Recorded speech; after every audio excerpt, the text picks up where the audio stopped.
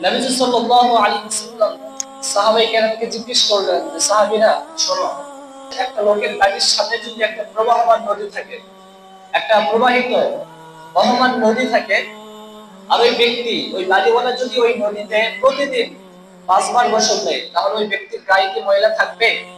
নবীজি সাহাবায়ে কেরামকে জিজ্ঞেস করলেন। সাহাবায়ে কেরাম রাদিয়াল্লাহু তাআলা আজমাইন বললেন যে ইয়া রাসূলুল্লাহ, একটা ব্যক্তির বাড়ির সামনে যদি নদী থাকে আর সেই নদীতে যদি সেই ব্যক্তি প্রতিদিন 5 বার গোসল দেয়, তাহলে ওই ব্যক্তির গায়ে কোনো ময়লা থাকবে না। নবীজি এখন উত্তর দিলেন, তোমরা ঠিক বলেছো, ওই ব্যক্তির গায়ে 5 বার গোসল দেওয়ার কারণে ব্যক্তির গা থেকে যেমন ময়লাগুলো পরিষ্কার হয়ে যাবে, ঠিক তেমনি কোন ব্যক্তি যদি আল্লাহকে খুশি করার জন্য, আল্লাহকে পাওয়ার জন্য দিনে 5 ওয়াক্ত নামাজ জামাতের সাথে ঠিকমতো আদায় করে, ওই ব্যক্তির জীবনের সমস্ত গুনাহগুলো ঝরে পড়ে যাবে। তাহলে তিনি এটা বোঝালেন যে ওই ব্যক্তি নদীতে গোসল দেওয়ার কারণে তার গা থেকে সমস্ত ময়লাগুলো 5 বার গোসল দেওয়ার কারণে কেটে পড়ে যায়।